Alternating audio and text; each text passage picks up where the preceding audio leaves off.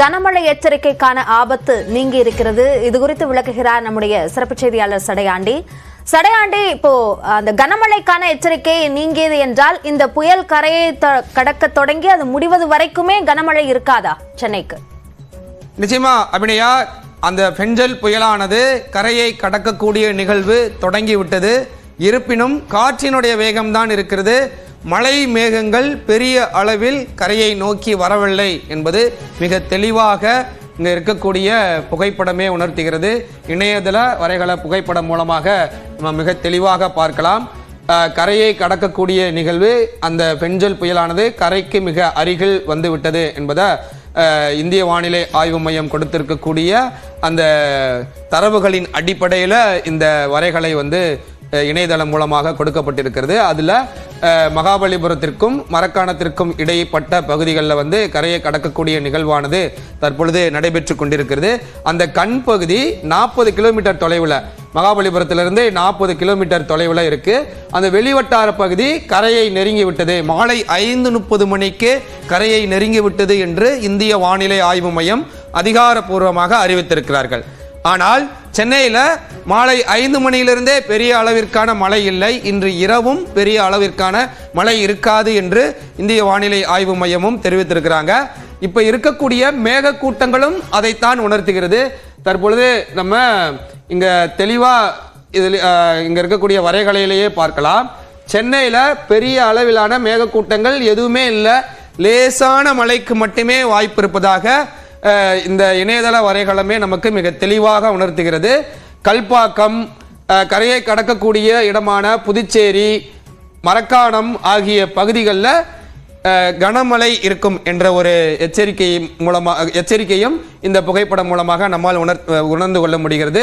அந்த மேக கூட்டங்கள், அடர்த்தியான மேக கூட்டங்கள் புதுச்சேரி, கல்பாக்கம் ஆகிய பகுதிகளில் தான் இருக்கு. சென்னையில் பெரிய அளவிலான மேக கூட்டங்கள் இல்லை அப்படின்றதையும் நம்மால மிக தெளிவாக புரிந்து கொள்ள முடிகிறது. இந்த கரையை கடக்கக்கூடிய நிகழ்வானது 6 மணி நேரமாக நீடிக்கும். தற்பொழுது அந்த புயலினுடைய வெளிவட்டார பகுதி, புயல் இப்படி இருக்கு அப்படின்னா இதுதான் கண் பகுதி. இதனுடைய வெளிவட்டார பகுதியே கிட்டத்தட்ட ஒரு 30 கிலோமீட்டருக்கு மேல் இருக்கும். அந்த வெளிவட்டார பகுதி தான் தற்பொழுது கரையை தொட்டு இருக்கிறது. கண் பகுதி அதுக்கப்புறம் கரையை தொடணும்.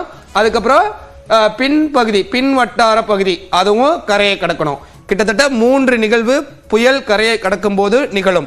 இந்த கண் பகுதி கரையை கடக்கும் போதுதான் நீங்கள் ஏற்கனவே குறிப்பிட்டது போல ஒரு அமைதியான ஒரு சூழ்நிலை நிலவுவதும் இந்த இடத்துல வெற்றிடம் தான் தற்பொழுது இருக்கிறது. வெளிவட்டார பகுதி, உள்வட்டார பகுதியில் தான் அதிகப்படியான காற்று குவிதல், காற்றினுடைய வேகம் இருக்கும். மற்றபடி பெரிய அளவிலான ஒரு காற்று வீசுவதற்கு கண் பகுதி கரையை கடக்கும் பொழுது இருக்காது. அதுக்கு பிறகு ஒரு பெரிய மயான அமைதி நிகழ்ந்ததற்கு பிறகு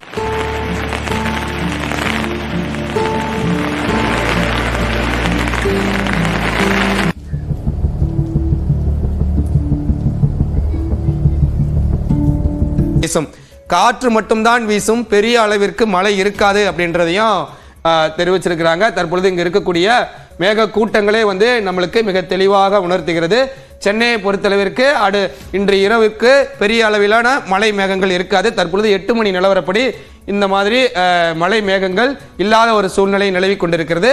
இன்று இரவு அது கரையை கடக்கக்கூடிய நிகழ்வு பொழுது நம்ம பார்த்தோம் அப்படின்னா, இன்று இரவு நள்ளிரவு 1 மணியிலிருந்து 3 மணி நேரத்திற்குள்ளாக சென்னை, தாம்பரம், கல்பாக்கம், மரக்காணம் ஆகிய பகுதிகளெல்லாம் மழை பொழிவே இல்லை அப்படின்றதையும் இங்க இருக்கக்கூடிய இணையதள வரைகளை மிக தெளிவாக உணர்த்துகிறது.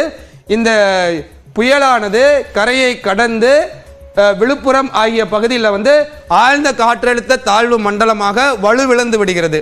அந்த வலுவிழக்கும் பொழுது காற்றினுடைய வேகமும் அதிகப்படியான வேகம், அதாவது 90 கிலோமீட்டர் வேகத்திலிருந்து 50 கிலோமீட்டர், 40 கிலோமீட்டர் என படிப்படியாக குறைவதற்குத்தான் வாய்ப்பு இருக்கிறது. புயல் கரையை கடக்கும் நிகழ்வின் பொழுது பெரிய அளவிலான மழை பொழிவதற்கு வாய்ப்பு இல்லை அப்படின்றத தான் உணர்த்துகிறது. இரவு நள்ளிரவுலையும் சென்னையில், தாம்பரத்தில், செங்கல்பட்டு, காஞ்சிபுரம், பொன்னேரி ஆகிய அரக்கோணம் ஆகிய பகுதிகளெல்லாம் பெரிய அளவில் மழை பொழிவு இல்லை அப்படின்றத மிக தெளிவாக இந்த புகைப்படம் உணர்த்துகிறது. நாளை காலை எப்படி இருக்கும் அப்படின்றதையும் நம்ம தெளிவாக பார்த்துடலாம். நாளை காலையும் அதிகப்படியான மழை பொழிவு இருக்காது அப்படின்றதான் மிக தெளிவாக உணர்த்துகிறது. ஆனால் சென்னை போன்ற பகுதிகளில் பெரிய அளவிலான மழைப்பொழிவு இருக்காது. உள் மாவட்டங்கள், மேற்கு தொடர்ச்சி மலையை ஒட்டி இருக்கக்கூடிய மாவட்டங்களில் மழைப்பொழிவை உருவாக்குவதற்கு அதிகப்படியான வாய்ப்பு இருக்கு. அதாவது கரையிலிருந்து மெல்ல மெல்ல நகர்ந்து சென்று கொண்டிருந்த அந்த ஆழ்ந்த காற்றழுத்த தாழ்வு மண்டலமானது கரையை கடந்ததற்கு பிறகு, அது வலுவிழந்ததற்கு பிறகு கரையிலிருந்து சென்று கொண்டிருந்த அந்த ஆழ்ந்த காற்றழுத்த தாழ்வு மண்டலம் மேக குவியலையும் அழைத்து சென்று கொண்டிருக்கிறது. அது மேற்கு தொடர்ச்சி மலையில் மீது மோதி அந்த பகுதிகளில் மழைப்பொழிவை உருவாக்கும். தேனி, திண்டுக்கல், தென்காசி போன்ற பகுதிகளில் மழைப்பொழிவை உருவாக்கும் அப்படின்றதையும் இந்திய வானிலை ஆய்வு மையமும் தெரிவிச்சிருக்கிறாங்க. இருக்கக்கூடிய வரைகளையும் நமக்கு தெளிவாக உணர்த்துகிறது. அபிநயா, சடையாண்டி, இந்த புயலினுடைய அந்த நகர்வின் போது அந்த பாதிப்பு என்னவாக இருக்கும், அதே போன்று வெள்ளம் வந்துவிடுமோ என்ற அச்சத்தில் இருக்கக்கூடியவர்களுக்கு நிம்மதி அளிக்கக்கூடிய ஒரு செய்தியாக சென்னையில் மழைக்கான அதிகனமழைக்கான அந்த எச்சரிக்கை நீங்கியது என்ற அந்த செய்தியும் இருந்திருக்கும். விரிவான விளக்கங்களுக்கு நன்றி சடையாண்டி.